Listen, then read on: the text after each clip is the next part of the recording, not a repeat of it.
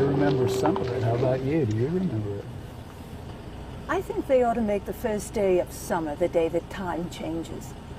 Wasn't that the line? I think that was it. And Johnny, in his articulate way, said, what? That's good. That's testosterone again.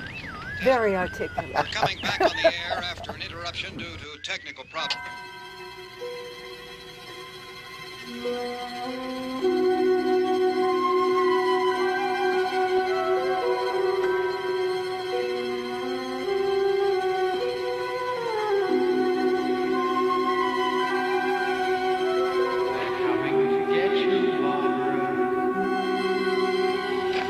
Nothing wrong with the radio. Must have been the station. Which row is it in?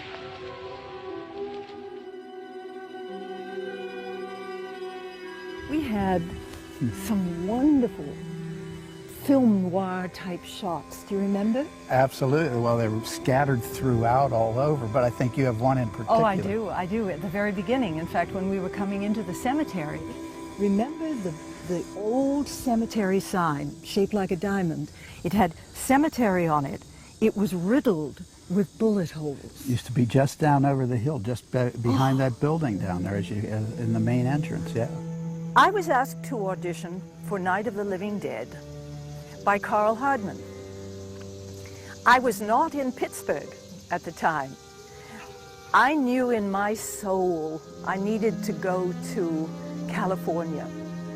When I was in 4th grade, I knew that was the place I was going to live. When I was late teens, early 20s, off I went, a little pack on my back, out to Hollywood to make it big in film. I had been there a short while when Carl called. He said, "We're going to make a movie. Why don't you come on back and audition?" Packed up my little bag, went back to my hometown of Pittsburgh, auditioned for the film. The rest is history, if you will. I got the role of Barbara. It changed my life. Well, it's, you know, there actually was nothing wrong with the radio. It was the station. Yes. All the exposition that was set up, whether it was a shot of your glove or it was a shot of the radio and the static, it all added to the storyline, didn't it? Absolutely. All those little insert shots led up to, well, here we are back here 40 years later. And isn't this where you put the wreath? This was the wreath that we drove all the way from the city to put it out here. That's right. I wonder what happened to the one from last year. Each year we spend good money on these things. We come out here and the one from last year's gone. Well, the flowers die, and the caretaker or somebody takes them away. Shooting the film was broken up into segments. We shot all summer, then there was an hiatus. We came back in the fall. To be honest with you, I never got frustrated with that. It was really a part of the process. That's a part of filmmaking.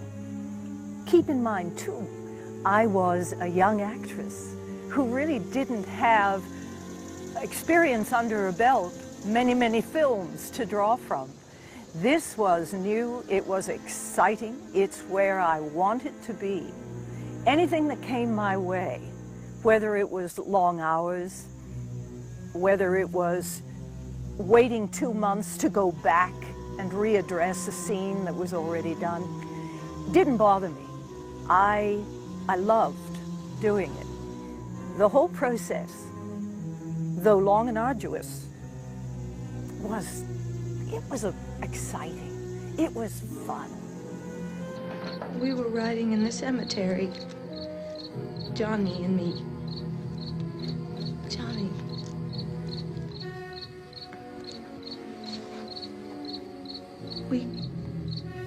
We came to put a wreath on my father's grave. Johnny and... Barbara became, on the screen, or as we shot, her character grew from all our little side discussions. What George pictured, what was happening at the moment. Barbara evolved every time we shot a scene. She was not created prior to coming into the shooting of the film. Oh, I'd like to leave. Yes.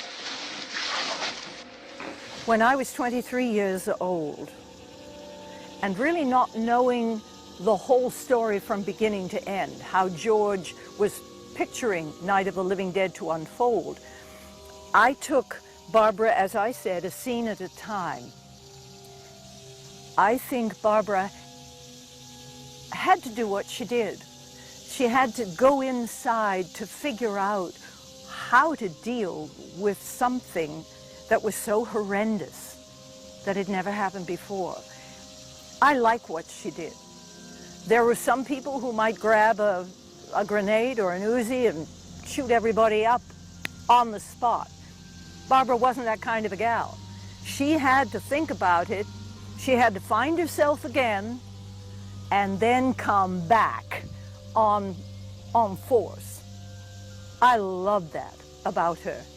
I would like to think that a good part of Judith is like that too, especially today.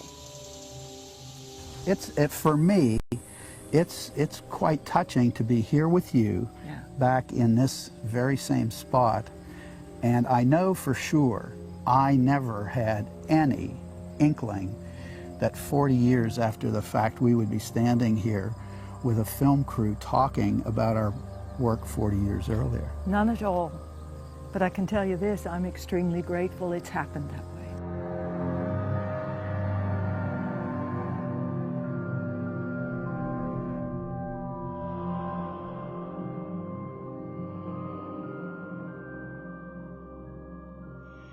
You still here, Bill? Yeah, Chief, we're going to stay with it till we meet up with the National Guard. Where'd you get the coffee? One of the volunteers, you're doing all the work, you take it. Thank you. I was doing Chiller Theater, and it was very popular in the tri-state area. Carl Hardman, a local producer with a recording studio, called me a couple of times and said, Bill, we'd like to do a horror film, Night of the Living Dead. We'd like to have you make a guest appearance. I said, I really don't have time, Carl. I appreciate it very much. And he said, Bill, we won't keep you long. We'll do it Sunday morning. You be there by, what time? I said, well, we'll go out for breakfast. I get off about 3 or 3:30 on the air. And I said, we'll go to the set. Well, we go up to Evans City, get there about 7 o'clock, and the sun's coming up. And I'm sitting around and sitting around and sitting around and sitting around. I didn't know the movies, how they worked. And about 4 o'clock in the afternoon, George came over, introduced himself, and also Russ Streiner. And they said, we're ready. Now, in the meantime, I've been up since Saturday. It's about 7 a.m., you know. It's a Sunday at 4 p.m. So we went over. And I had a cameraman named Steve Hutsko from Channel 11. So we went through our scene and did it. And then we took some film of the background, and I presented it on Chiller Theater the following week, not my bit. But I said, well, they're making a movie called Night of the Living Dead. So that's when I started to promote Night of the Living Dead, even before it came out, or before they were finished with it. All right, Steve, tell them we're going to stay with it, and everything appears to be under control. I'm glad that I'm considered part of the Night of the Living Dead group. Thanks for everything. And as one of my heroes, Bob Hope, used to say and sing, thanks for the memories. This is Bill Cardill, WIC TV 11 News.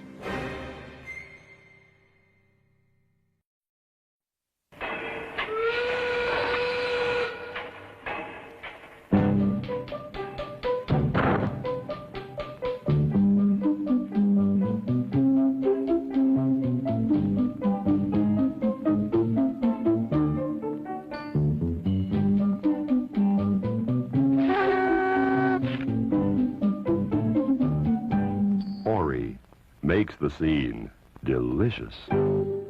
I never thought I could make films. I never thought I could make a movie. I wanted to, and I tried. My uncle, this same rich uncle that endowed us later on to, buy the first equipment that enabled us to start our company, wonderful, benevolent guy, Monroe, had an 8mm camera when I was a kid. I must have been 12 years old or something, and so he didn't know how to use it. He never figured out how to use his movie camera. He had enough money that he was one of those guys that bought it and said, hey, I bought a movie camera. I don't know how to use it. I figured out how to use it. And then he would buy me reels of 8mm film. And so I would go out and, try to shoot things. I actually shot a couple of little things that I thought were feature films. Of course, they were little garbagey things, but they had an attempt at narrative. And, but I never thought I could do it professionally, never. So when I went to college, I went to study painting and design because that's what, my dad was a commercial artist, so that's what I went to study. And still never thought of it as a career. It was just a love that I had. I loved movies for as long as I could remember. So my family sends me to college. My mom and dad drive me to Pittsburgh. So I go my first day, freshman, and they put these dinks on you, which are like yarmulkes, and they stick them on you, which identifies you as a freshman. So there's this guy standing in front of me. We happen to be adjacent in line. My name's Romero, his name is Richie. We literally ran into one another in a line to go to a fraternity, opening or whatever, and we both had our dinks in our pockets. Everybody else had their dinks on. And I said, why don't you put your dink on? He says, why don't you? So I'm not gonna put this dink on. So then we ended up in art class sitting next to one another. And they bring in a nude model to, we're all supposed to draw the nude model, and the professor's coming around looking at everybody's nude, and I'm drawing the nude like everybody else, and I look over at George's canvas, and he's drawing a movie poster for Ben-Hur.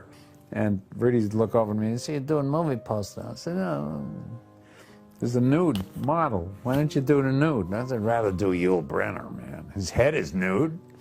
So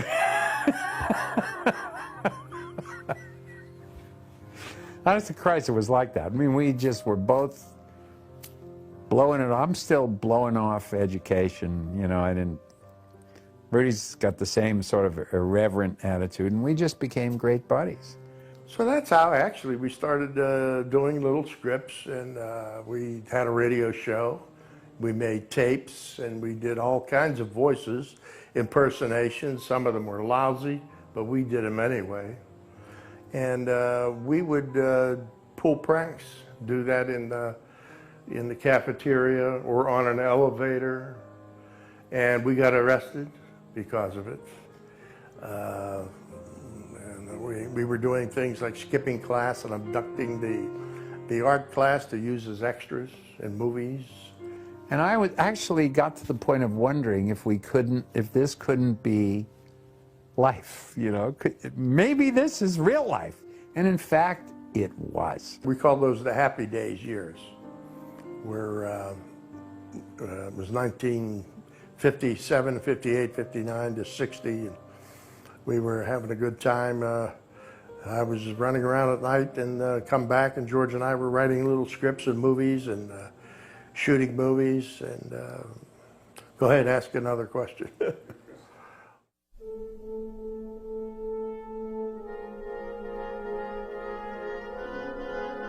I wanted to be an actor.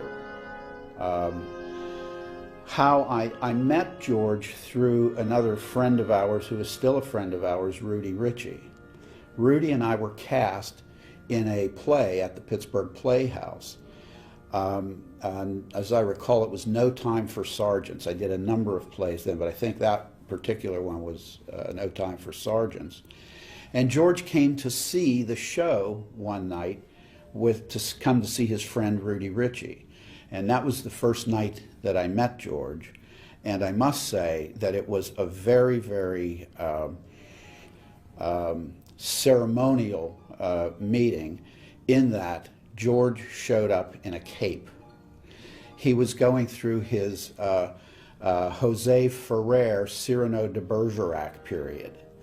And he actually showed up in a cape and spouting lines from Cyrano.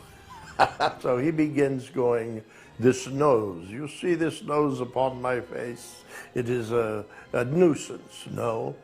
And I'm wondering, what is he doing? Well, he was acting. He was showing the actors that he too could act. That was my first meeting with George. And I got a call, I'm going to say it was a couple of months later.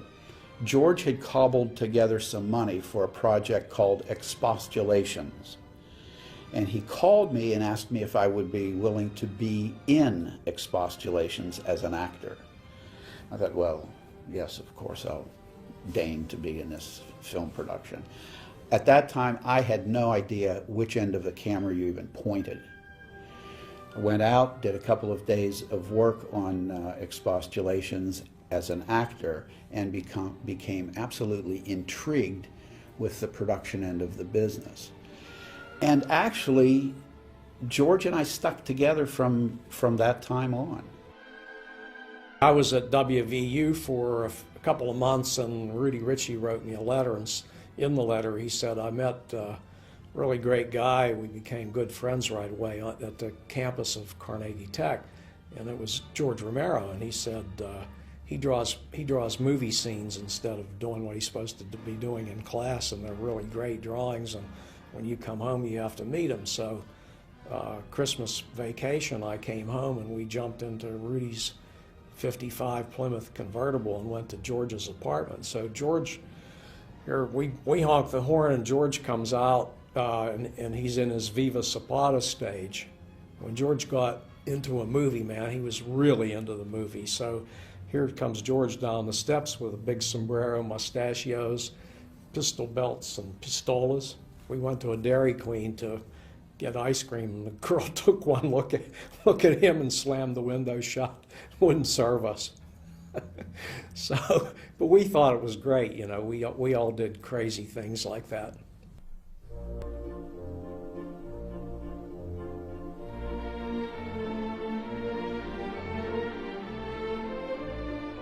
George and I formed the Latent Image. I think it was actually incorporated in 1961.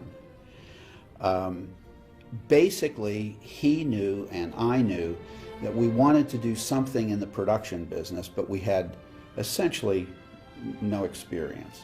It was on-the-job training, if you will, in some ways. Of all of our whole group, George had more technical experience than any of us. Even though it wasn't a lot, he had a lot more than we did. In those days, there was no such thing as videotape, but cities the size of Pittsburgh had film laboratories that processed and developed and printed film, movie film. The news was on film. And so I sort of traded. I always say it was my first job. It wasn't really a job because I wasn't being paid for it. But I would go and hang out at these labs, and in exchange for having access and for hanging out there, I said, well, I'll bring the newsreels over to the TV stations. And, you know, that's what I did. And so I had this little bit of knowledge, or actually it was a fair amount of knowledge compared to what most people knew about how to do it. So I sort of knew how to do it. I sort of knew how to make a movie. And I was the only guy from among our friends who had that sort of practical knowledge, because in those days, a film appreciation course was all you could take, which meant you watched Battleship Potemkin and talked about it.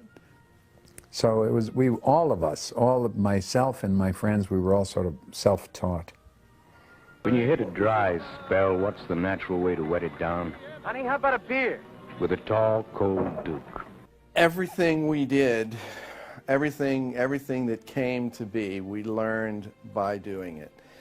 We were sort of this weird little, must have been to Pittsburghers. I mean, we called it the latent image. Nobody even knew what that was, you know, which the latent image is the image that goes on to film before it's developed. Yeah, you have to understand, the latent image was less a studio than it was a state of mind. We were all young and very crazy, and a lot of crazy things would go on there.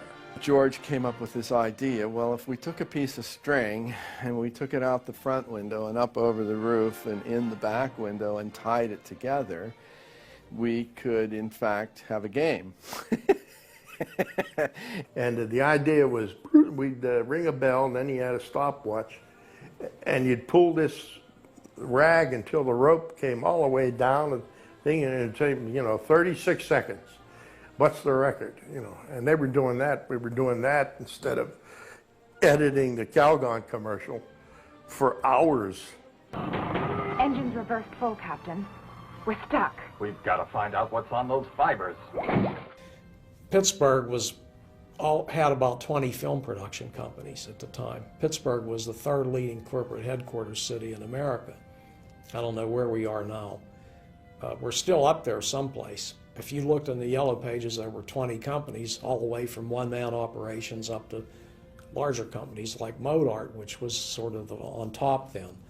But Modart was this stodgy kind of company, old-fashioned. We were like the young guns, bohemians, you know.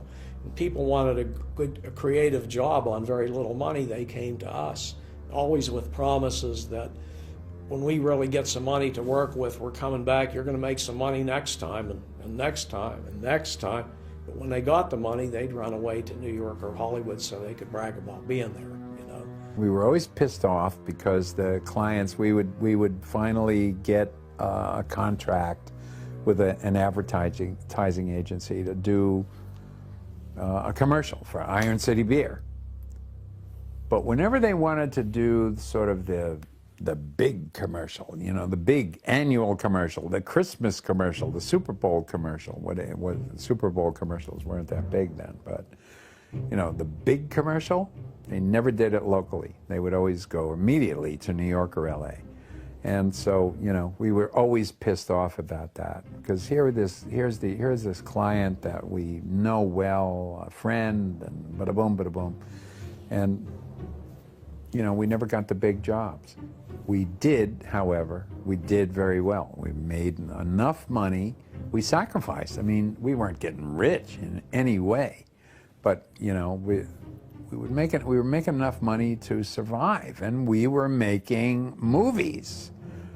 They weren't really movies, and we knew that, but they were movies. So basically, over the years, we accumulated some equipment. We got some stability. We had enough money to survive, to eat, pay the light bills and all that, and we said, why don't we try to make a real movie? And that was the idea.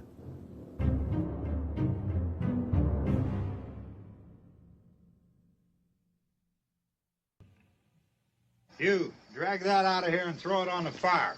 Nothing down here. All right, go ahead down and give him a hand.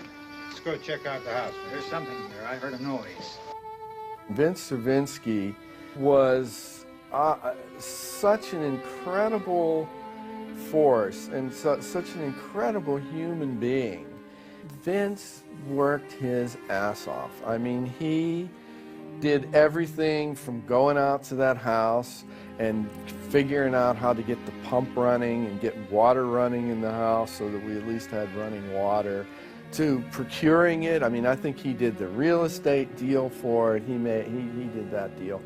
Vince was just an amazing, amazing, amazing human being that should be absolutely given as much credit as anyone for the making of Night of the Living Dead.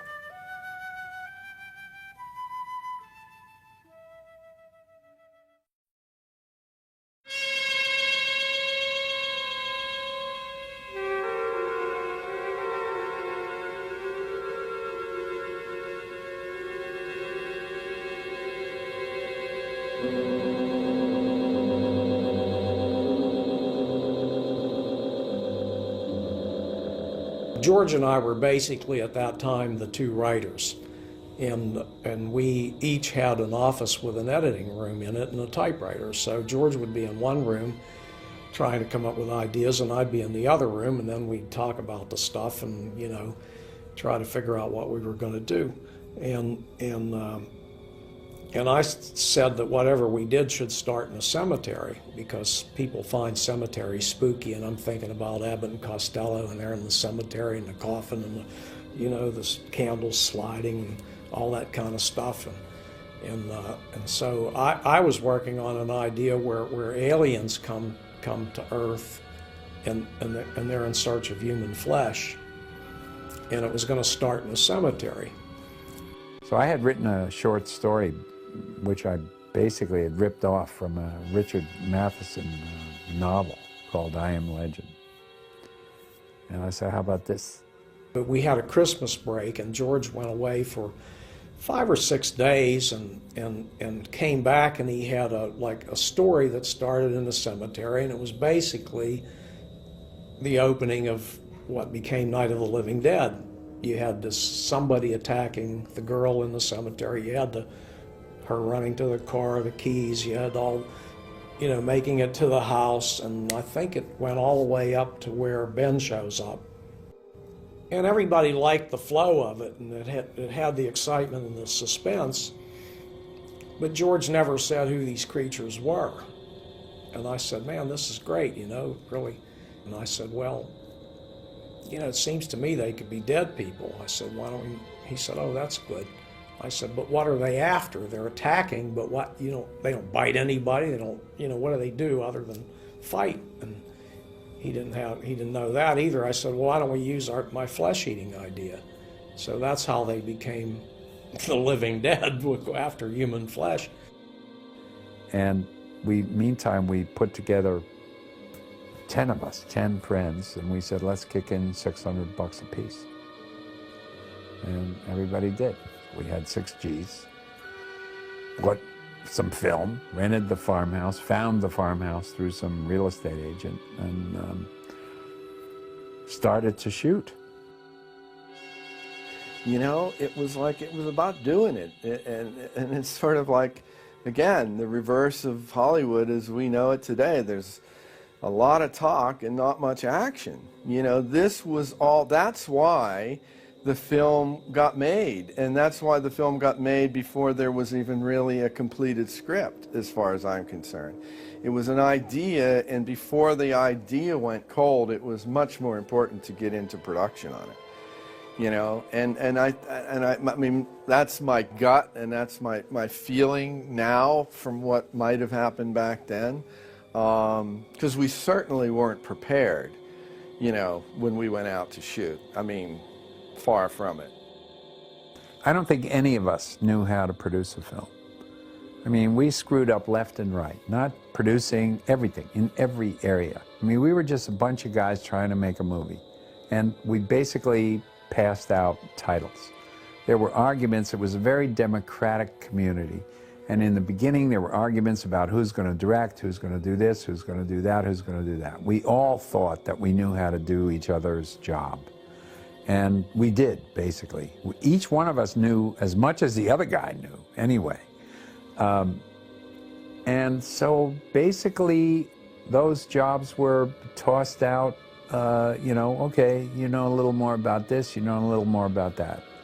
I frankly think that Russ was the best producer, if you want to put it in quotes, because he knew a little bit about business, because we'd been running our company for several years. And he was always the sort of, you know, sane one and all that. Getting a project financed is always one of the most difficult parts of it. And what we decided to do was, once we made the commitment to do the picture, we had one very, very, very important leg up, and that was our production company, the Latent Image, had 35mm cameras, we had all the audio equipment, we had all the lighting equipment, we had studio space. Although studio space didn't come into play in Night of the Living Dead, the office building where our offices were located in Pittsburgh did come into play. The farmhouse where Night of the Living Dead was its principal location, the basement of that building was too shallow to film in, so we actually we faked the basement of the house in the basement of our office building in downtown Pittsburgh. Everything else was done at the farmhouse, with the exception of the scene that we filmed in Washington, D.C. And the reason that we did that, this was a little bit of creative fudging. We all piled into some cars, drove to Washington, D.C., on a Sunday, had no permits, had no anything. We put military flags on the front of Carl Hardman's Continental automobile to make it look like an official car, we thought. We dressed George as a reporter and a few other of our friends as reporters, and did the scene in Washington, D.C. just to prove that, yeah, we do have some budget connected with this picture. You know, we shot in D.C. It was basically all instinct. It was basically all, okay, we're going to need, we have to do this posse scene next week. That means we need 40 hamburgers instead of 3. You know, it was basically producing that film was on a quite simplistic level. I'm not degrading what those guys did in that way, but it was quite, you know, we were just a bunch of guys out to make a movie. And if Vince couldn't, you know, run to get the burgers, somebody else would do it. And, you know, it was like that. It was basically, what does it take to get the job done? Everybody's focus was in the same place. There was never fractionalization of the mission, you know.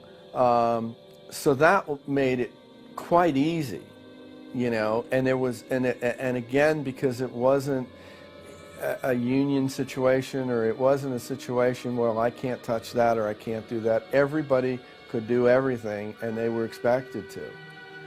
And it really actually had nothing to do with expectation. It just, again, it was an unwritten thing. You were there because you wanted to be there. You weren't there because you were being paid to be there. You weren't being, you know, you were there because this was your devout conviction of what you wanted to be doing with your life at that moment. And through all those moments, and you know, I mean, yeah, I'm sure I'm glossing over a whole bunch of stuff, and I'm sure there were at least 1 or 2 short tempers, and I'm sure there were a couple of huff-offs and hissy fits, you know. But that's not what I remember. You know, that's not my recollection of it at all. My recollection of it was a lot of laughter, you know, a lot of people having figured out how to do it. The hardest thing about being the director of Night of the Living Dead, actually during the process of making Night of the Living Dead, the hardest thing was being the director. I was this non-confrontational guy who didn't want to have to hassle with anything. You know, I sort of wanted things to happen. I wanted to, you know, click my ruby slippers and have it happen. The hardest thing was having to sort of grow up and actually say things. Actually having to say, no, put the music box here, not there. I mean, that was the hardest thing. And probably nobody ever even noticed that. I mean, this is really digging deep here. But that was the hardest thing for me, making decisions.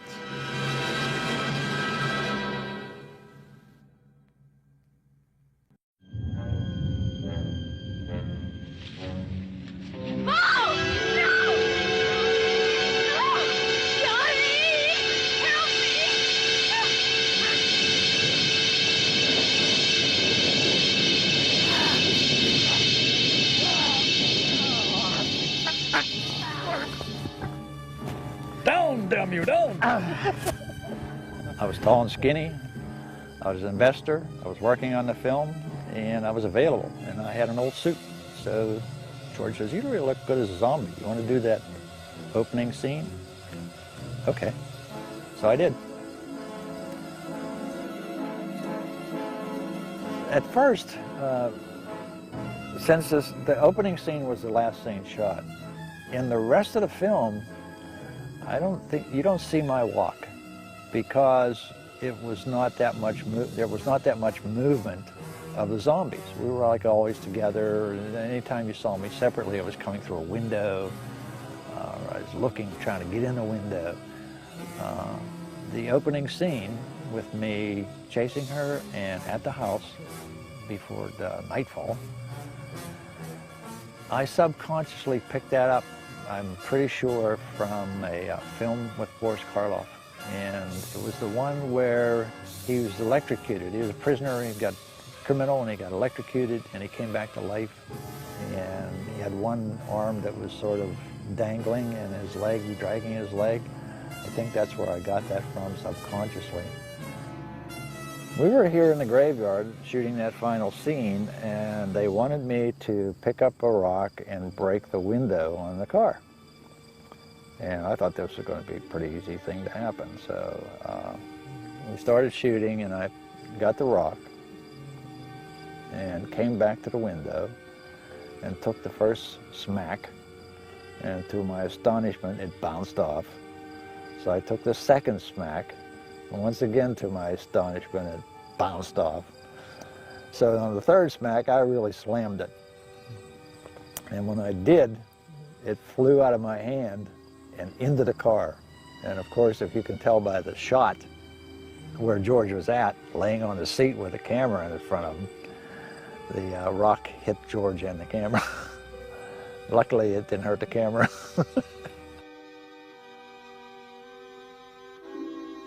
Well, guys, it's been 40 years of Night of the Living Dead, and I hope all of you are as proud as I am that we produced a film that will go down in history, and will put our names in history, in the history books. And what else can you say?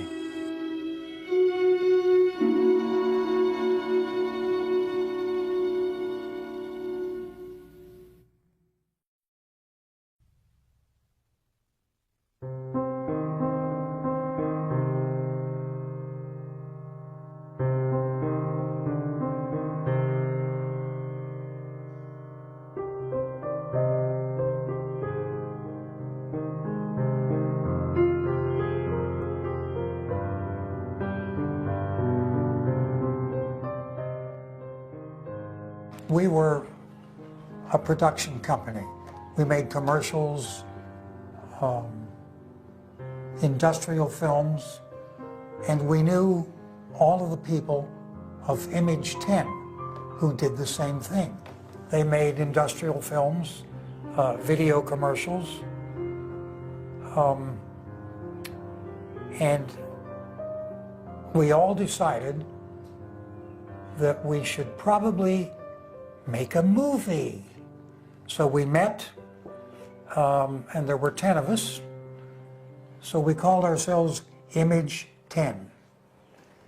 We sat down in our conference room and said, well, now what do we do? Well, we should make a horror film because they're easily sold, they're generally successful, and that's what we did. Lo and behold, ultimately out came Night of the Living Dead. And because I was the right age, I just became Harry Cooper. I'm not going to take that kind of a chance when we got a safe place. We luck into a safe place, and you're telling us we got to risk our lives just because somebody might need help, huh? We all were very much interested in making the scariest horror film we could. We all knew what everyone's talent was, what their specialty was, what our specialty was. There were no assigned roles in the production work. You know, everybody carried water. Right. Because there was no running water to flush the toilet.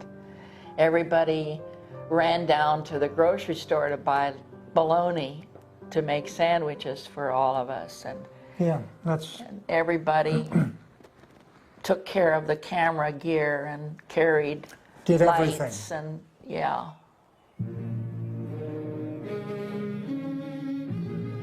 I had done a lot of regional theater, you know, and had always done my own makeup, or somebody else had done it. I really had no business at all doing the ghoul makeup, but I was the only one. I had more experience than some of the others did, and I thought, just logically, if I just take a person's face and exaggerate what they already have, if they have a wide face, make it wider.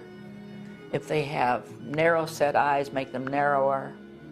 And that was my only basis for doing the black and white ghoul makeup. And if you look at the movie and you see we shot the ghouls sequentially, you'll see that in the beginning everyone looks like a raccoon. Mm-hmm. And gradually they got a little more sophisticated. But it's still essentially, it was the black eyes and the sunken cheeks, but then lots of white to emphasize what they already had. I did the nudes makeup too, and that was an experience because I had never done makeup on a nude woman.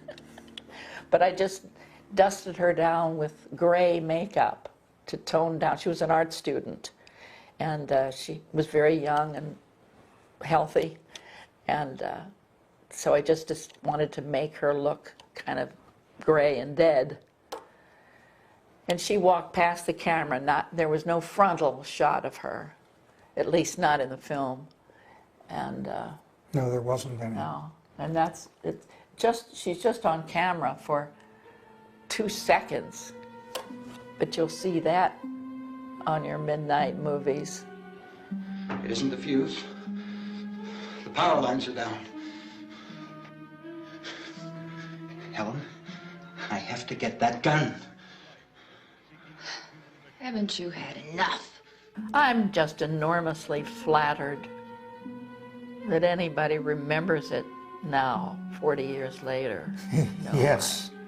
I still don't really associate with it.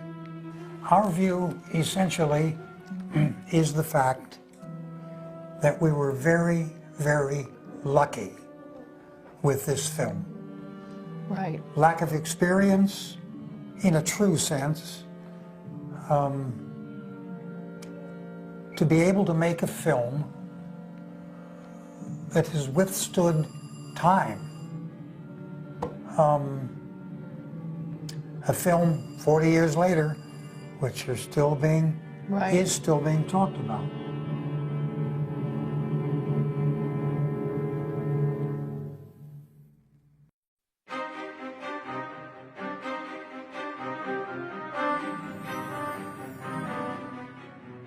one morning in 1967, I woke up, my mother woke me up, and she said, "Honey, you're gonna flip."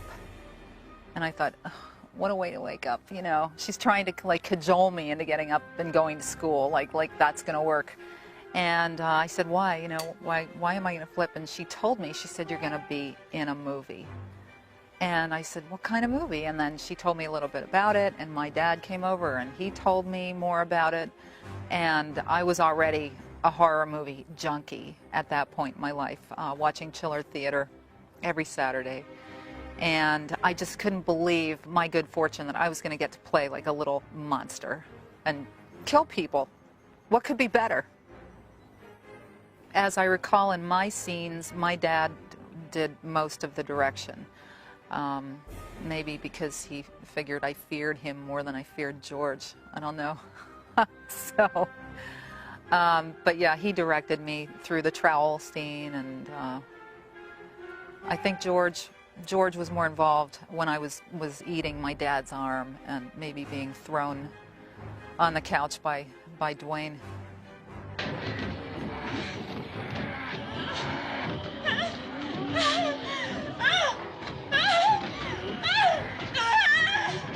Shooting the scene wasn't nearly as dramatic as watching it.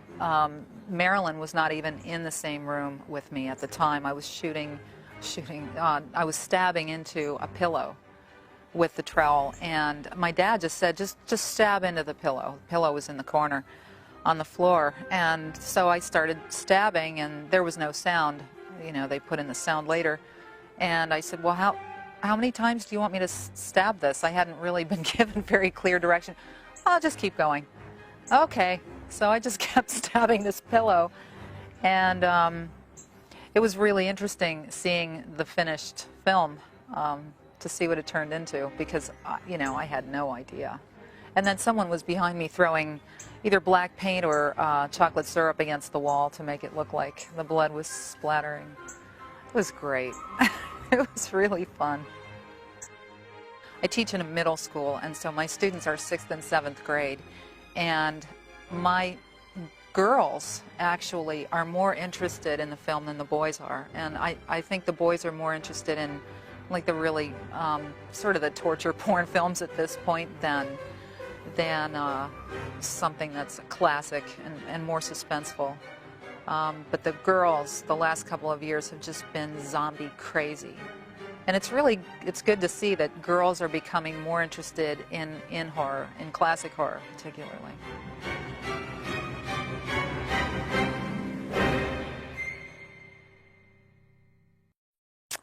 I just do want to add one more thing, actually. Cooper was right. Remember that.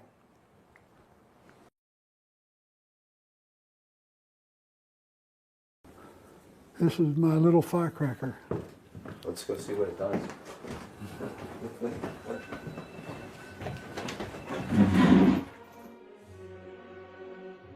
My brother asked me, "Hey, Reg, can you do some explosives for us? Some gunshots, fiery vehicle?" Sure, you know, what New York, what Hollywood can do, I can do, because it's all fireworks. I went out under the porch, my back porch, and I did some experimenting. They blew the hole in the shirt like a bullet hole, and it splattered the blood, and let the blood drip down the shirt. This is exactly what I want, and this is exactly what George is looking for. Throughout the movie, George remarked to me, you know, when you make a charge, it gets off the first time. The first time, every time. I never had to take a second shot from you. Over in Hollywood, when I worked over there, sometimes we had to do 2, 3, 4, 5 shots because they don't work. Yeah, it put a smile across me. You know, that's what Hollywood can do. I can do, if not better.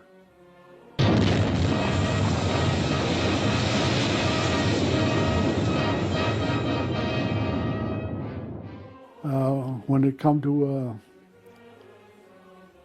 blowing up a truck, I went out to an old abandoned mine, way out in the country.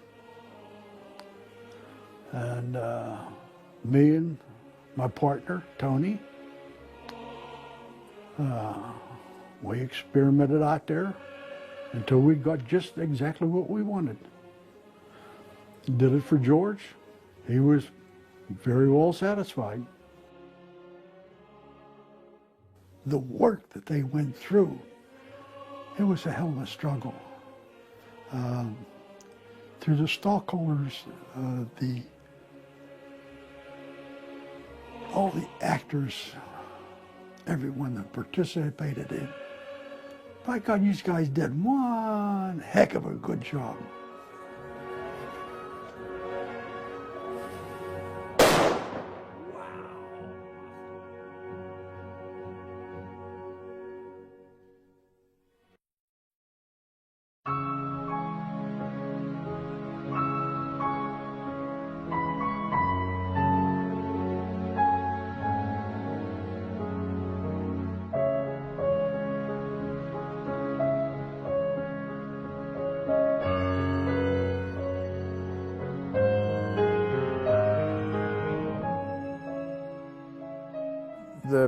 The lead role of Ben was written colorless.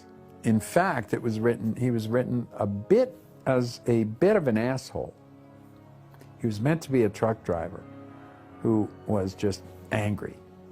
Our friend Rudy Ritchie was originally supposed to play the character of Ben. He was close by, he was accessible, he was all the things that our low-budget film needed. Until a mutual friend of ours, Betty Ellen Haughey, introduced us to an actor friend of hers from New York who happened to be in Pittsburgh visiting his family over Easter in 1967, and that person was Duane Jones. Duane turned out to be the best actor from among our friends, and so we said, okay, Duane, you got it. And we thought we were being very hip in not changing the script because he was a black man. We thought, cool, man, we ain't gonna change nothing. We're not gonna do a thing, let's just play it the way it was and leave it, let it lay. You know, this is this 60s thing coming through. Duane was the only guy who said, I think you're missing a bet here. I mean, Duane actually thought we should take note of it. And in later years, and now particularly, I think we probably should have. Not to make it a big point, but to refer to it at least. Because the anger of this guy, I mean, to put it in very simplistic terms, I think that a person in a minority, any minority, sees a lot of things way more clearly than people in the majority. Most things. But anger gets in the way. And we had written this guy as angry for no reason at all. But if you track the logic of the story, that rage that comes up, automatic rage that comes out, that would have been an interesting overlay. I'm saying again, not hit it hard, but that would have been an interesting overlay on it. And Duane knew this. He was the only guy that knew it. And we're going, no, man, I mean, you know, this is like, we want this to be completely, you know, forget about it. The best way to do this is not comment on it at all. And Duane said, yeah, but you're asking me to slug a white woman. You know what's going to happen to me out on the street if this movie gets in the theater? He was completely sensitive to it all. And we weren't. We're white guys, thinking we're being cool, but yet being insensitive to the you know, the real root of the problem. I looked back at the diner to see if there was anyone there who could help me. It was when I noticed that the entire place had been encircled. Duane Jones, I adored him. I really, really, truly did. And my website is actually dedicated to him. Dwayne was quiet, and I felt safe with him. I didn't feel like, you know, he was just a goofy actor, that there was more substance to him, and I felt very, very comfortable with him. He was an erudite man who taught at Vassar, and a good actor, very good actor. I could use some help up here. That's the cellar. It's the safest place. You mean you didn't hear the racket we were making up here? He was very sensitive, very intelligent, very widely read. Between takes, you'd find Dwayne buried in a book. No superficial stuff, you know, deep philosophy or psychology or, you know, James Joyce, whatever. That was Dwayne. If you're stupid enough to go die in that trap, that's your business. However, I am not stupid enough to follow you. You know, there's so much to say about Dwayne that it's hard to bring it down to a couple of lines. He was a tortured individual. There was a whole lot of the black-white problem that he carried on his shoulders. Well, I wish Dwayne was still alive, because he would be the guy that I would most want to talk to about, you know, how do you feel about this, that this is happening, or that this film has become important in a certain sense. And I don't know, I think Dwayne would probably shrug and say, you know, Keva, who knew? I think he would have chuckled. I think he would have laughed with us all. He was a fine human being.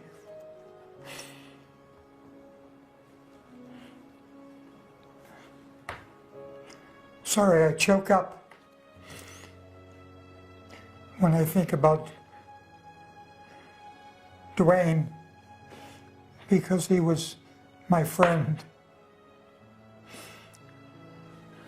And I think he got a rotten deal in life. I'm glad that he did this picture and that he has that legacy. Yes, well deserved. Very well deserved. There was a wonderful feeling of camaraderie and good humor and goodwill. They were wonderful folks to work for. They really were.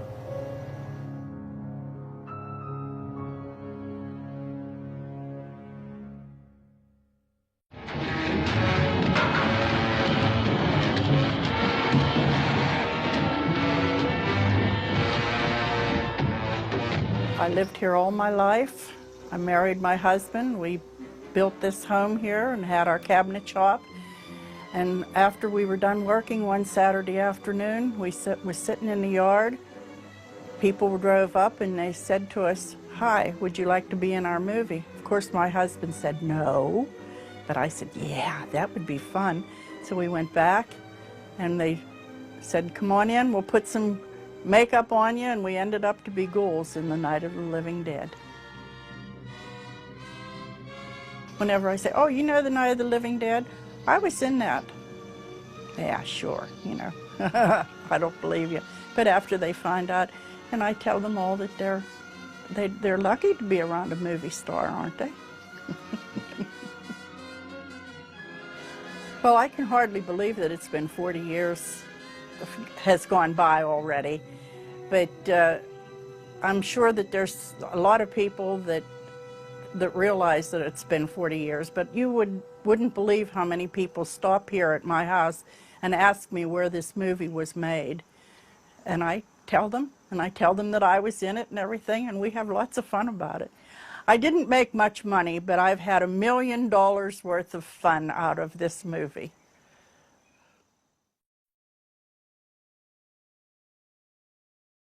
Welcome to a night of total terror.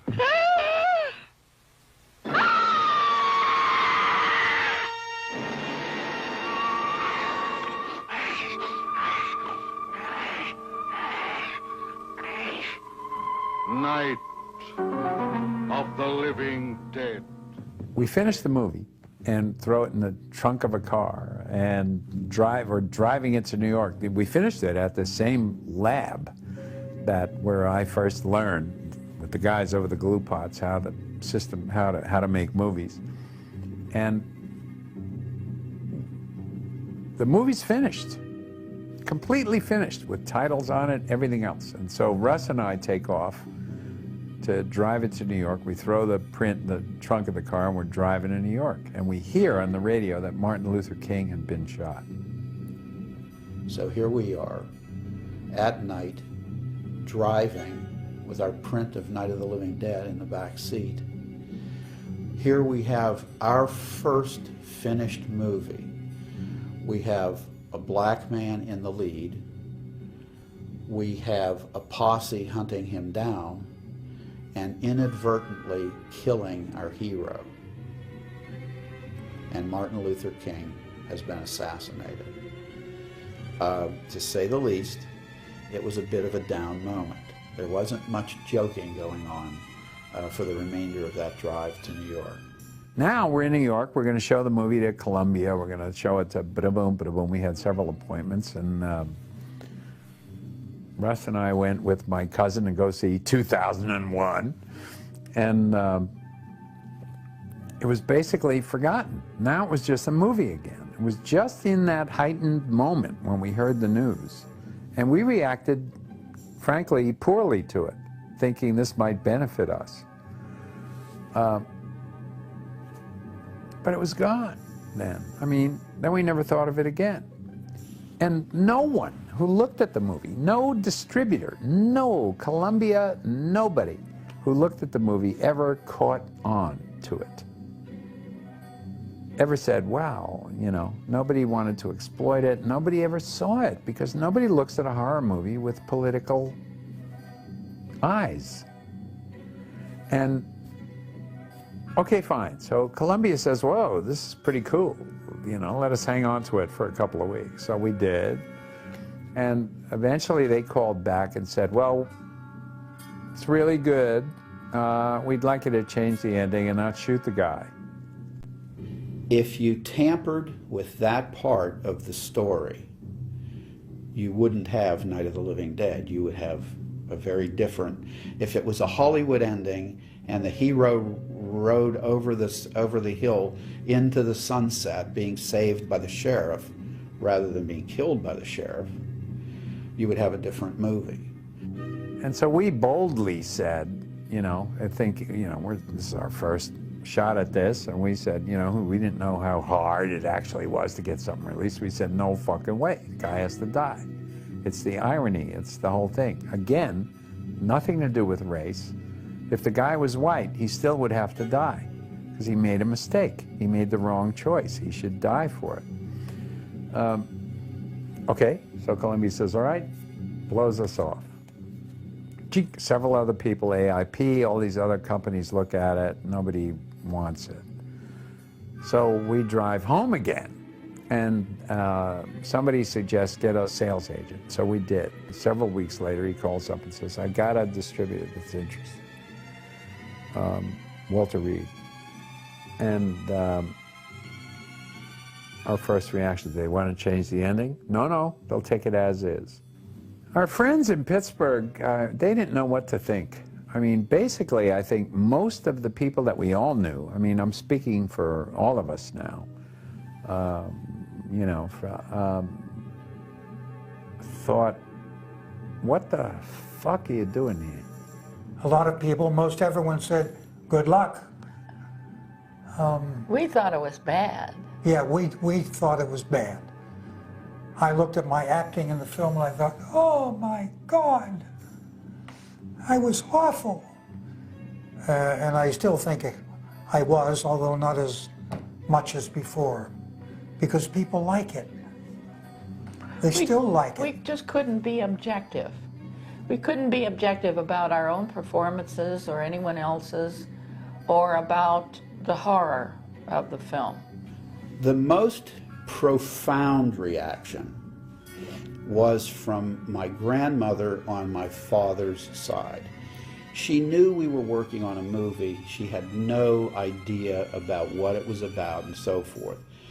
When we had the premiere screening of Night of the Living Dead, she was in the audience seeing it with a whole audience full of people at the same time. And the cemetery scene comes on. We go through it. I get into the fight with the cemetery zombie, and when the fight started, she got really tense. She got more tense when he knocked my glasses off.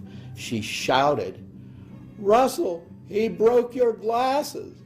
And then when I hit my head on the tombstone, I think that was about it for her. I don't know if she could even tell you one thing that happened in that movie after that, after her Russell got his head hit on the tombstone. And it was so real and so genuine, she just couldn't help herself. Here's her grandson, her first grandson. Oh my God! Now his glasses are broken and he's dead within 2 minutes. It doesn't compute for a grandmother.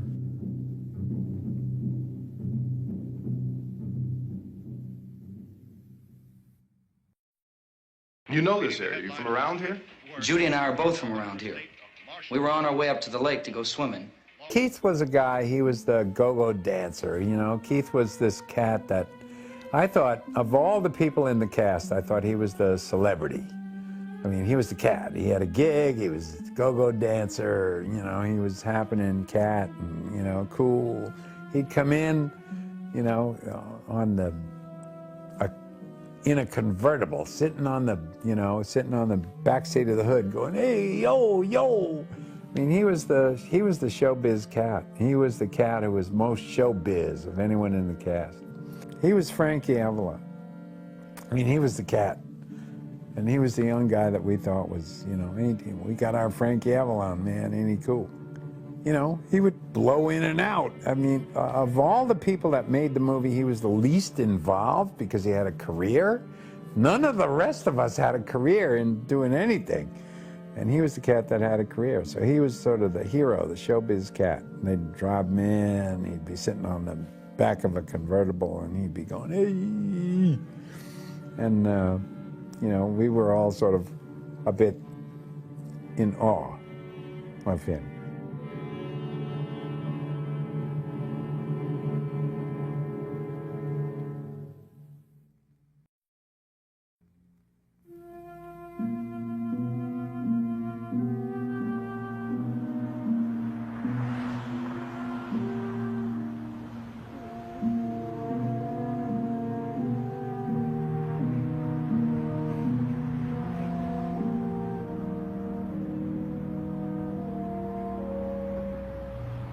Well, I got to tell you that I have not been in this building, which is right around the corner here. I've not been in this building since I believe it was 1970. Well, it actually looks pretty much the same way. Yeah, the front of the building hasn't changed. It hasn't changed at all. Ken Goldsmith is still the fellow who owns the building. Yeah. That's our old landlord. Why don't we go in and reintroduce ourselves? Let's check it out. You know, it's a funny thing. You buy a cat and you're trying to figure out what to call it. And it's hard to find what to call it. And so, okay, we're gonna make a movie. What are we gonna call it? That's even harder than when you have a cat, because at least the cat has a certain personality, a certain color or whatever. We didn't know what to call it. So I came up with this really sort of snooty title, Night of Anubis.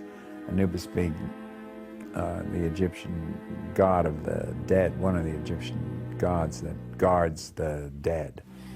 And everybody said, "What's that?" So, okay, forget it. Oh man, I'm scared to come down here, Russ. What if that little girl with that trowel's down here, man? She might pounce on us. Don't worry about it, man. Don't you know the basement is the safest place? Oh yeah, I don't know.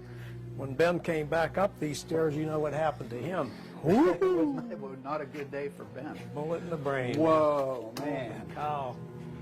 Holy. It looks a lot the same, jumped up a little.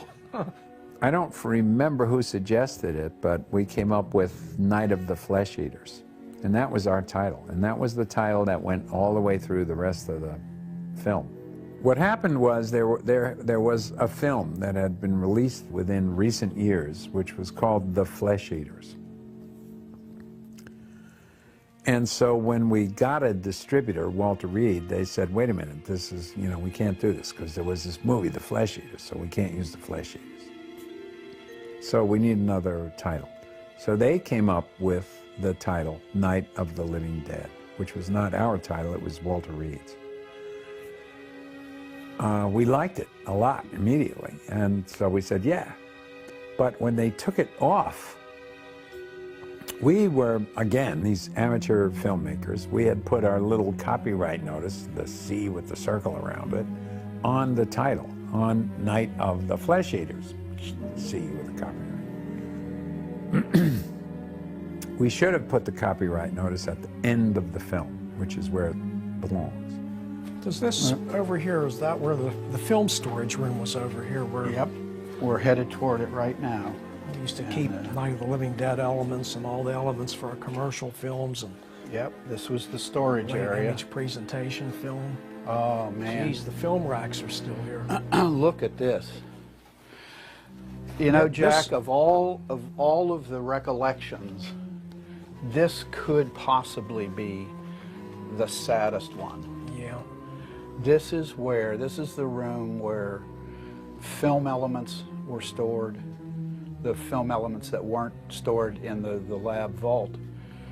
But press kits, prints of the movie, outtakes, trims, and not only that, but like the latent image presentation film that was so great that you guys made while I was still in the Army. Wow. That was a fantastic film.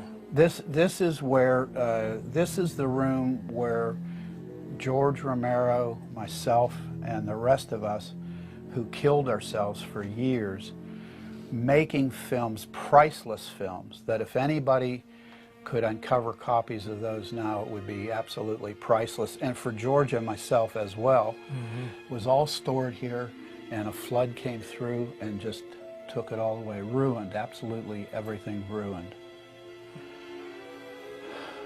When they changed the title to Night of the Living Dead, they took off Night of the Flesh Eaters. In taking that off, they took off the copyright. And when they put on Night of the Living Dead, they didn't reinstate a copyright because they didn't, you know, nobody noticed that the copyright notice had come off. And so, I don't know, 3-4 years into the film's release, you know, a lot of people noticed that the film had no copyright on it. And it remains to this day in public domain. On one more sad note, while we're in this room, I can't help but mention the fact that this is where the print of Flesh Eaters was stored, and that this is where the copyright notice got flushed away. Lost. And if that hasn't caused us 40 years of grief. Absolutely right. But hey, we're going to get it worked out one of these days. So I absolutely maintain, because of script registrations and other items that have Night of the Living Dead copyright on them, the copyright issue for me will never be closed. I will always have a dispute with the Copyright Office, and one of these days we hope to fully have the copyright restored to Night of the Living Dead.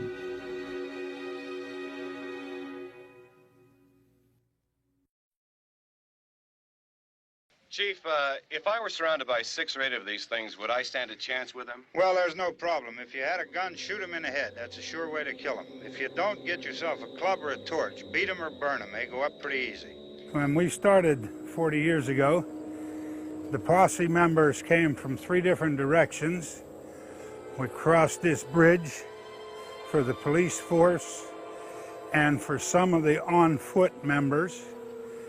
And on the other side of the bridge, there's a road off to the left where the canine units came in. We're going to see that in a few minutes. And then from the other side, a busload of more posse members. And Bill Cardill and Dennis James, I believe it was, landed a helicopter nearby, came over and started interviewing me. Are they slow moving, Chief? Yeah, they're dead. They're all messed up. And I believe that's the actual house that was there. I believe that's the actual house that was there when we started, when the trucks were here and the dogs were getting out and everything. That's the actual house. Hey, Vince, Al, you want to get about 4 or 5 men and a couple dogs? There's a house over here behind those trees. We want to go check it out. And this is 40 years later. I'm amazed at the impact we must have had on society. I believe we stood the test of time, and we influenced a few things in the motion picture business. Somebody had a cookout here, Vince. Yeah, sure looks like it, Cop. And just like this weapon, this is an excellent piece, and it's timeless, and it's an excellent way to end things. All right, Vince, hit him in the head, right between the eyes. Good shot. Okay, he's dead. Let's go get him. That's another one for the fire.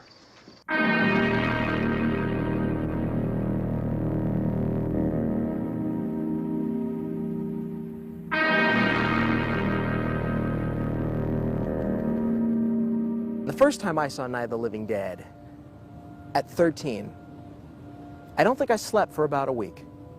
I think I was so terrified that I was seeing zombies everywhere, or more specifically, I was seeing safety avenues for zombies. Night of the Living Dead for me wasn't just about horror, it also was about empowerment, because you could stop them, you could shoot them in the head. So at least there was hope. I realized, well, if zombies were attacking me, I could hit them in the head with a brick. I'll never forget, just even watching the movie again recently, you get to the point where you're watching the film and it sort of starts with this kind of lighthearted attitude and you know, Russ doing his "they're coming to get you, Barbara" and stuff. But as the movie progresses, it gets more and more intense. And all of a sudden, when the gas tank explodes,